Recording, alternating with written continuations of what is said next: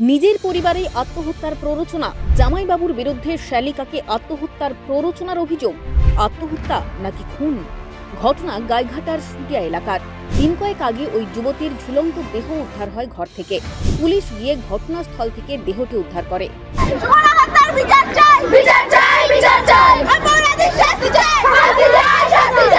আর এই ঘটনাতে খুনের অভিযোগ আনে মৃতার পরিবার। পরিবারের অভিযোগ, মৃতার জামাইবাবু খুন করে ঝুলিয়ে দিয়েছে তাকে।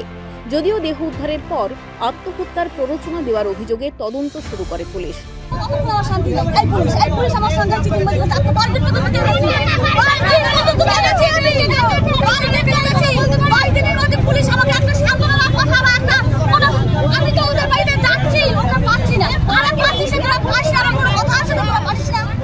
নির্যাতিতার পরিবারের অভিযোগ, তারা মনে করছে তাদের মেয়েকে খুন করা হয়েছে, অথচ পুলিশ আত্মহত্যায় প্ররোচনা দেওয়ার মামলা করেছে। এরপর ঘটনার পর বেশ কিছুদিন কেটে গেলেও অভিযুক্তের বিরুদ্ধে কোনো ব্যবস্থা নেয়নি পুলিশ। ইতিমধ্যে আদালত থেকে জামিনে মুক্তি পেয়েছে অভিযুক্ত, আর এতেই বাড়ে ক্ষোভ। খুনের অভিযোগ এনে অভিযুক্তের শাস্তির দাবিতে রাস্তা অবরোধ করে বিক্ষোভ দেখায় নির্যাতিতার পরিবার ও সুটিয়া এলাকার বাসিন্দারা। আমি কি করে বলবো, ওর সঙ্গে যোগাযোগ নাই, আমি কোন নম্বর রাখি না। বাড়ি আসে না সেটা শুনে দেখো। ওর সঙ্গে যোগাযোগ, আমার স্বামী মারা যাওয়ার পর আমার ভাসুর দিয়ে, ননদ দিয়ে, সবাই দিয়ে আমাদের সঙ্গে কোনো যোগাযোগ রাখে না, আমিও রাখি না। ওই কারণে আমার শাশুড়ি বাড়ি আমি অনুষ্ঠানে যাইনি, আমার ছেলেও যাইনি। এবার আমার মেয়ে বলছে যে আমি যাবো, আমার জ্যাঠা বাড়ি, আমি যাবো। তো জ্যাঠা বাড়ি তুই যাবি, যাবো তো আমার দিন যা। আমার ছেলেও বলিছে তোমার জন্য বাড়ি করে গেছে, দিন যা। আমার ছেলেও বলছে, আমি বলছি। এই আন্দোলনে পরিবারের সঙ্গে যোগদান করেন সুটিয়া প্রতিবাদী মঞ্চের সদস্যরা। প্রায় ঘণ্টাখানেক অবরোধ বিক্ষোভ চলার পর পুলিশি আশ্বাসে তা উঠে যায়। তবে সিবিআই তদন্তের দাবি জানিয়েছেন মৃতার পরিবার। গোটা ঘটনায় বাড়ছে পুলিশের বিরুদ্ধে ক্ষোভ।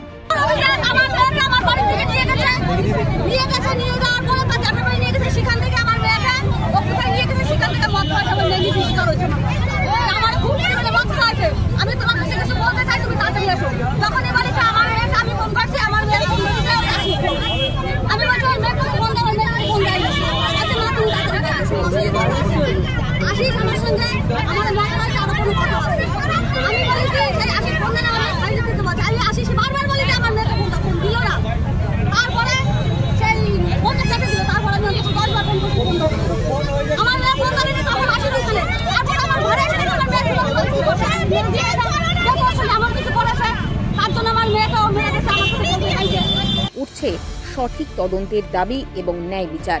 এখন এই ন্যায় বিচার কতদিনে মেলে সেদিকেই নজর ওয়াকিবহাল মহলের।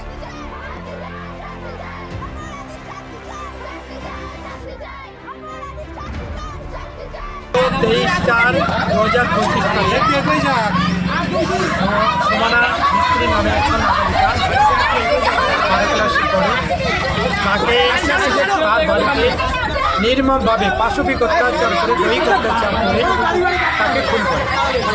এলাকারই আশিস ঘোষ নামে এক যুবক। আমরা আন্দোলনের পথে নেমেছি, প্রতিবাদী মঞ্চের পক্ষ থেকে আমরা এর সঠিক বিচার চাই। গোপন জায়গায় নিয়ে তাকে মদ খাইয়ে বেহুশ করে তার প্রতি পাশবিক অত্যাচার করে। পাশবিক অত্যাচার করার পরে তাকে দৃষ্টি ঘোরাবার জন্য তাকে তার বাড়িতে নিয়ে, তার বাড়িতে তখন জানি বাড়িতে কেউ নেই, তখন বাড়িতে গিয়ে ওকে গলায় দড়ি দিয়ে ঝুলে রেখে ওরা চলে যায়। কিন্তু মূলত গলায় দড়ি দেয়নিও, আত্মহত্যা করেনি, তাকে খুন করে তারপরে ঝুলে দিচ্ছে। এখন আপনার কী চাইছি? আমরা বিচার চাইছি এবং এই বিক্রমের ফাঁসি।